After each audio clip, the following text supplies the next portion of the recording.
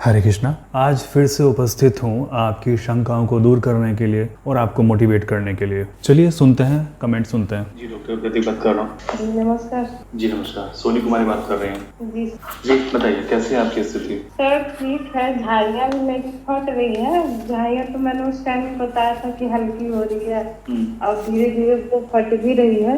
अच्छा। तो हल्का हल्का दिखता है कि वो फट रहा है और वो तो ठीक है अभी। सर मैं बोल रही थी कि जो मेरा खुजली का जो बताया था मैंने तो वो मेरा ठीक नहीं हो रहा और पायरिया, वो दो चीज तो मुझे नहीं उसमें लग रहा। देखिए उसके लिए आपको ना खून साफ करना पड़ेगा। ये त्रिफला चल रहा है आपका क्या? हाँ, मैं एक दिन बीच करके उसको ले रही हूँ। उसको डेली लीजिए डेली और हाँ और लिवर टॉनिक शुरू कर लीजिए साथ में। तो मेरा बजट उतना नहीं अलाउ बजट उतना नहीं है। ओके ठीक है, चलिए मैं अपने हिसाब से इसमें कर दूंगा। तो सर मैं बता रही थी कि जैसे कि बीच में मैंने मेडिसिन आने में मेरे 10 दिन लेट हो गया। मैं 10 दिन तक मेडिसिन नहीं ली, जो भी मैं ले रही हूँ उसके पहले 10 दिन मेडिसिन नहीं ले पाई थी।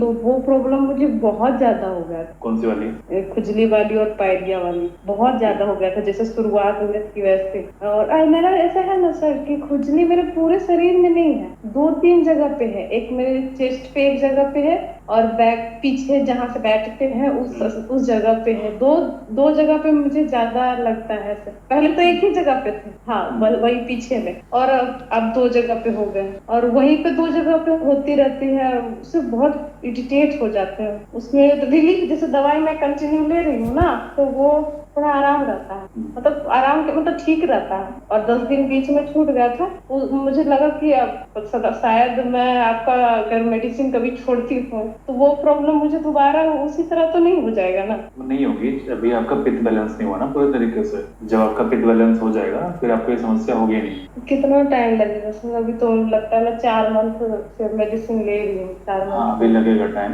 अभी टाइम लगेगा आपको। बस जब आपका पित्त सही हो जाएगा फिर आपको ये समस्या नहीं होगी। ठीक है, देखिए पित्त को बैलेंस होने में कम से कम 3 से 6 महीने लग जाते हैं आराम से। और सर वो तो मैं समझ रही हूँ, वीडियो देखती हूँ तो पता चलता है, पर वही सर मैं बताना चाह रही थी क्यों मुझे कोई इशू नहीं है, वो हो जाएगा ठीक है आपको। और दूसरी बात अभी ये है कि अभी आप ये लीजिए, फिर अब ये दवाई आप लीजिए, अभी आपको फर्क पड़ रहा है। इसके बाद में मैं आपको ये इन दवाइयों को थोड़ा सा कम करके लिवर टॉनिक शुरू कर दूंगा ताकि आपका प्रॉपरली सही हो जाए। आप थोड़ा तो वो खुजली का और वो पायरिया का समस्या ठीक हो जाएगा। अब ऐसा होता है ना सर कि दांत में ना जैसे ब्लड निकलता है, मुझे पता नहीं चलता और वहाँ। ठीक है, अभी ये चैट हमारी और लंबी है, बाद में शायद इन्होंने अपनी और भी प्रॉब्लम बताई होंगी। तो हमारी मुख्य बात यह है कि इन्होंने कहा कि पिगमेंटेशन फट रही है इनकी, ये मुझे पहले भी बता चुकी हैं, मैसेज करके बता चुकी हैं। दूसरा इन्होंने कहा कि इचिंग अभी इनको सही नहीं हुई है, पायरिया इनको है। देखिए जितने भी लोगों को पायरिया है वो लोग एक दवाई का नाम नोट करें जिसका नाम है BC18 दवाई का नाम आप नोट करें। दूसरी दवाई का नाम नोट करें आप कल्केरिया फोस 6X। ये दवाई पायरिया के लिए बहुत अच्छी है। आप इन दोनों को दवाइयों को लेना शुरू कीजिए,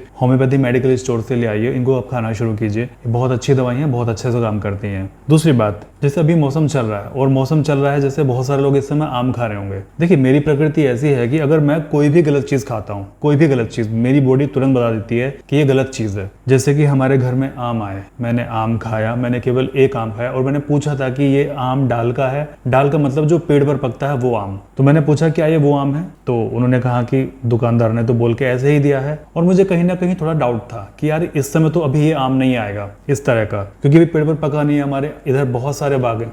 तो फिर भी मैंने एक आम खा लिया। उस रात मेरी दाढ़ में दर्द शुरू हो गया और मुझे पता लग गया कि ये मेरा आम खाने की वजह से हुआ है। वो आम बोलते हैं उसको पालका, केमिकल से उसको पकाया जाता है, बहुत गर्म होता है। ठीक है, हो सकता है कि जैसे जो भी मेरी तरह लोग हों जो कि फूड के प्रति सेंसिटिव हों, कि कुछ भी वो गलत नहीं खा सकते, गलत टाइम नहीं खा सकते, तो उनको किसी और जगह पर इफेक्ट पड़े। हो सकता है उनका रंग काला हो जाए, हो सकता है उनका पेट अपसेट हो जाए। मुझे फर्क हुआ, मेरे दांत में फर्क हुआ, मेरे दांत में दर्द होने लगा, दाढ़ में। ठीक है, और मैंने क्या काम किया, मुझे लगता था कि मुझे शायद एंटीबायोटिक लेनी पड़े क्योंकि दर्द तेज था। फिर मैंने अपनी होम्योपैथी की 2 मेडिसिन ली जिसका नाम था फेरम फोस और मैग्नीशियम फोस। ये 2 दवाई यकीन मानिए मैं 3 या 4 दिन से इनको लिया। 3-4 दिन में मेरा दांत का दर्द लगभग 90% सॉल्व हो गया। मुझे किसी डेंटिस्ट के पास में जाने की आवश्यकता नहीं पड़ी। बायो कॉम्बिनेशन 18 मैंने साथ में लिया और इसके मुझे बहुत अमेजिंग रिजल्ट मिले और मेरा दांत दर्द इस समय बिल्कुल 100% ठीक है। ठीक है, तो आप ये दवाइयाँ घर में जाके रखें। रखिए और इन दवाइयों की एक्सपायरी डेट पर मत जाइएगा। ये दवाई कभी एक्सपायर नहीं होती है। एक्सपायरी डेट लिखनी पड़ती है क्योंकि वो मैंडेटरी है, ठीक है, बट ये कभी एक्सपायर नहीं होती है। तो आप इनको घर पे ले आइए। छोटे बच्चों के दांत दर्द करते रहते हैं, बड़ों के भी दांत दर्द करते हैं, इन दवाइयों को शुरू कीजिए, आप अपनी दाढ़ को उखड़वाने से बच जाएंगे।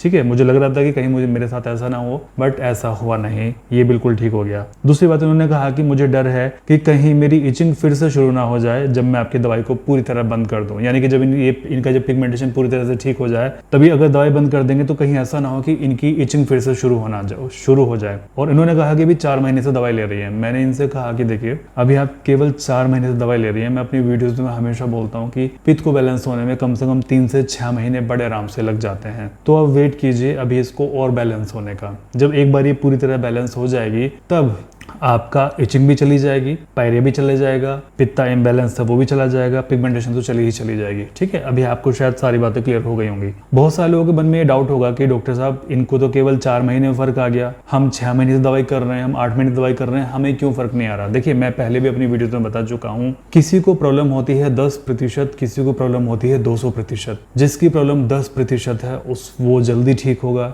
जिसकी 50% है वो थोड़ा सा और लेट ठीक होगा, जिसकी 200% है वो बहुत लेट ठीक होगा। कपड़ों के साइज भी सबको अलग अलग आते हैं, तो आवश्यक नहीं है कि अगर किसी को 2 महीने में फर्क आ गया है तो आपको भी फर्क आ जाएगा। हो सकता है कि आपको 1 महीने में फर्क आ जाए, या हो सकता है कि आपको 6 महीने के बाद फर्क लगे, या हो सकता है कि आपको 1 साल के बाद भी फर्क लगे। मैंने इस तरह की वीडियोस भी शेयर की हैं जहां पर एक महिला ने मुझसे कहा था कि 13 महीने के बाद मुझे फर्क जाके लगा, लेकिन मुझे अब अच्छा फर्क लग रहा है। इन 13 महीनों में उनके साथ में क्या हुआ, उनकी बाकी समस्याएं ठीक हुई, जैसे पित्त बैलेंस हुआ, स्किन रिपेयर हुई, स्किन की साइकिल अच्छी हुई, पसीना उनकी स्किन पर आना शुरू हुआ, तेल उनकी स्किन पर आना शुरू हुआ, स्किन ने अपने आप को डिटॉक्स करना शुरू कर दिया, रिपेयर करना शुरू कर दिया, बैरियर रिपेयर हो गए उनके, स्किन जो सेंसिटिव रहती थी वो सही हो गई, धूप में जाने पर काली पड़ती थी वो सही हो गई, माइग्रेन ठीक हो गया, बहुत सारी चीजें उनकी इस पीरियड में ठीक हुई। तो निराश मत होइए, ठीक आप सभी होंगे, कुछ जल्दी ठीक हो जाएंगे, कुछ देर में और कुछ बहुत देर में। पेशेंस रखिए, आप ठीक हो जाएंगे। आई होप कि आज की वीडियो से आप मोटिवेट हुए होंगे।